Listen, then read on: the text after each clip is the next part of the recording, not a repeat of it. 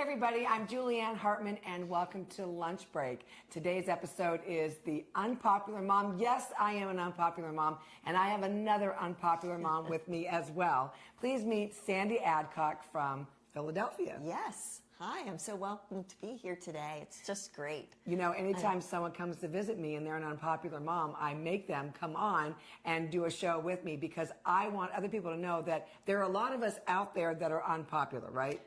Exactly. I've had my share, that's for sure. So, Sandy, tell us about yourself. How many kids do you have? And and obviously you live on the East Coast, so there are unpopular moms on the East Coast as well as the West Coast. Absolutely. So, Julieann, it's really a privilege to be here. I've been married 43 years to a wonderful husband, and we have 3 grown children. 2 boys and a girl. Our oldest son is 41 now. Our middle son is 38 and our daughter 34. So it was really actually a privilege to raise our 3 children. I had been a phys ed teacher for a few years. After we were married, we got pregnant and Carson was born. I had the ability to stay home and, raise him. That's and awesome. All of our children. So it was a real privilege to do that. So let me ask you a question because our kids are about 8 years apart, 8 to 10 years apart. So what were the things that you were dealing with back then? Because the phones really weren't a big deal. They got to be bigger towards the end of our kids' high school, middle school experience. Yeah, there were no cell phones. Okay, yeah, that's what I figured. Absolutely, until I think maybe Brooke in college. So. Oh, really? Okay. Yeah, we had. Okay, well, you missed all of that. Maybe somewhere along the way in there might have been, but yeah, I'll try to tell you that I probably purposely forgot a lot of things and put them out of my head. Right. But I was very fortunate to have 2 amazing parents who really were a great example of how to raise children and in a loving, fun home. So even with the discipline process, I think early on my father was a great example of this, that it was important to discipline with love and to say what you say and mean what you say. Okay, so then, which is so nice because when you start off having a really great, childhood yourself, you're not coming with all this baggage of all this other stuff, like, for instance, what I did. And so I did not know how to even begin to raise kids because I was very, we just got saved. The kids were babies. What do I do now? I'm learning myself right now about God. So what were the things back then before phones that was, were definitely challenges for your kids? Well, I don't know, like bullying, was all of that going on? Oh, absolutely. That's what I'm talking about. So yes, but I didn't see that. One of the things I stressed most was that friendship and finding the right friends was really important for them. And to have a friend, they needed to be a friend, the Bible says, right? Right. So that was a big part of when I set them off to, say, school and an environment that might not be completely like what we learned, I think they knew who to kind of navigate to. It took a lot of prayer. Of course. I was going to say, probably. And I committed all of that to doing that. My husband had a long hour job, so my job really was to spend the day raising and being aware of what the kids were doing and what they were up to. And it was never, oh, wait till Daddy gets home, because there would be, why bother? Why do that? Right. Just hold something over somebody's head. True. And leave it for Dad to come home? No. So that was always out.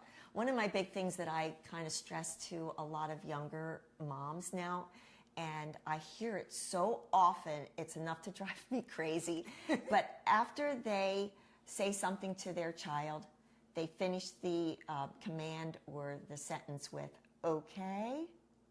And if you do not want your child to do something, it's not a question. You don't ask, okay, because I think that someday when they're old enough to come into their own and their own thinking and their own sort of time of maybe rebellion, they will say, no, it's not okay. And so why not prevent some of that by saying what you want them to do and meaning it and follow up on it. Okay, so did you learn that from your own experience at home, or did you read books, or did you, I mean, we didn't have podcasts back then. Right, no, yeah. Well, there were some books that I read from, both godly wisdom, and even back then, you could read some really good information from worldly information, whatever.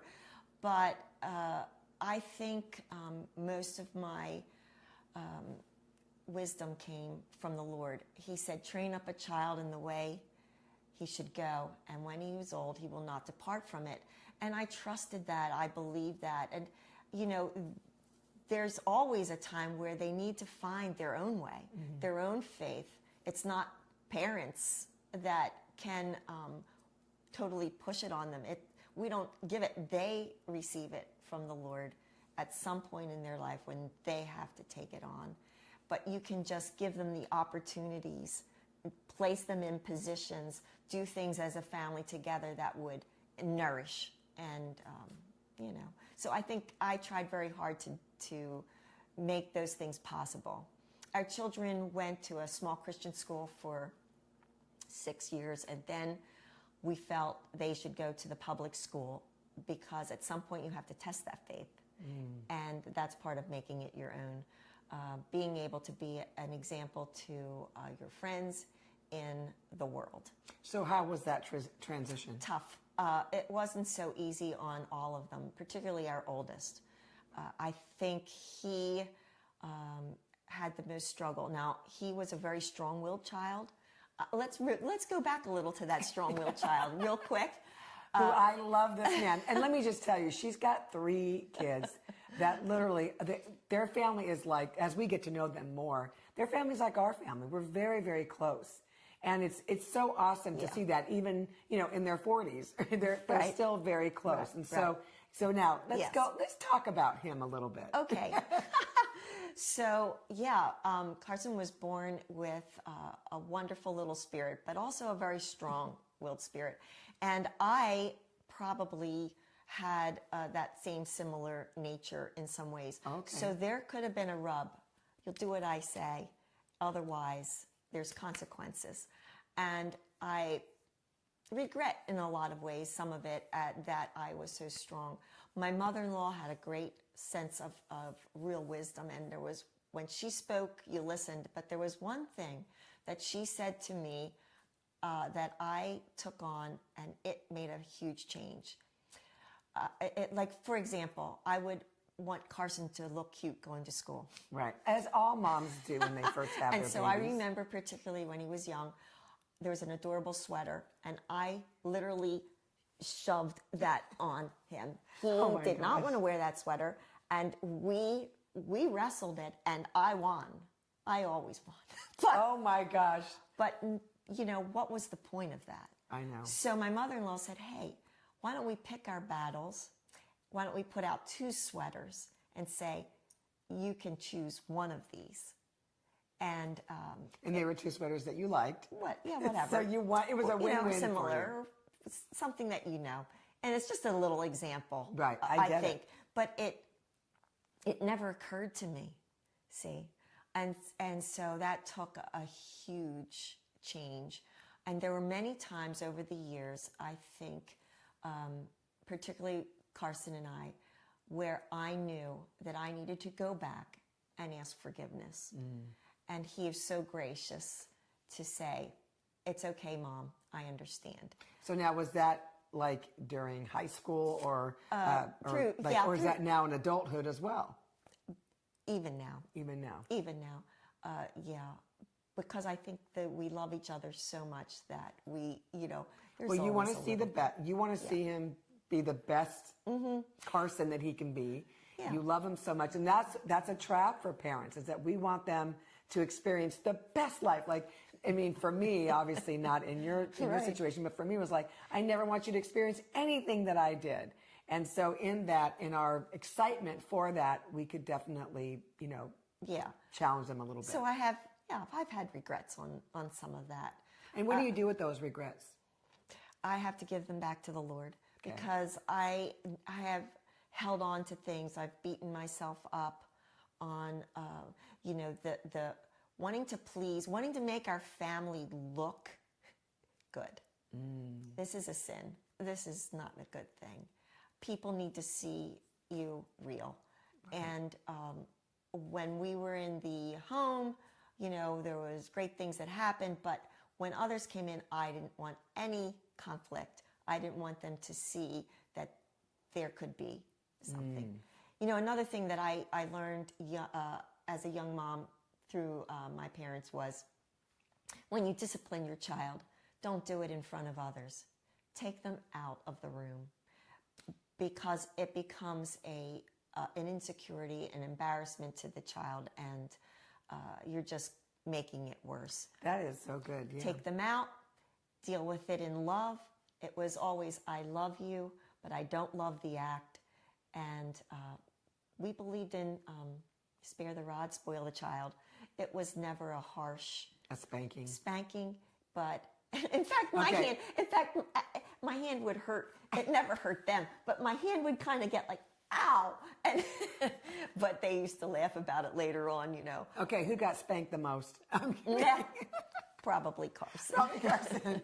And he is an amazing man. And thankfully, God took over and changed it. But he loves his parents. He is so obedient to them. I mean, and he protects them, takes care of them. And boy, I mean, there might have been some struggles, but look what happened as a result. He has a kindness in his heart that's great. There's also the verse that I pretty much lived on. Be kind one to another, tender-hearted, forgiving one another, even as Christ has forgiven you. And so I tried to instill in them to be kind to their friends, to their brothers, to their sisters. I used to say that you're going to have friends that will come and go, but your brother and sister are there for life. Yes. So you need to build that relationship and make it work and forgive. And they all are very close. They're so close. The three of them are very close. Yeah, they're close. And we're so grateful for that because even as adults, we get to enjoy. We were not friends when our kids were children. I'm so glad you said that. And please, because they only hear from me sometimes, like, you cannot be your child's friend. So go ahead. Tell them a little bit about that. Right. You're a parent, and a parent is important. And I think that your children need you to be a parent. Right? The friendship will come much later in life if you develop the respect and the love that, I think is a godly wisdom. Well, you see, if you let your kids do anything they want and want to be their best friend in their adolescent years, then you're going to be a popular mom. But we chose not to do that. Right. And unpopular moms create very successful children. We're out of time, so we're going to have to come back and do another one because I'm not done with Sandy. Yes. Okay. There's so much more to her. This was fun. Yeah, see? So we haven't gotten to the other two. Woo. Thank you guys so much, and we'll see you next time on Lunch Break, the Unpopular Mom.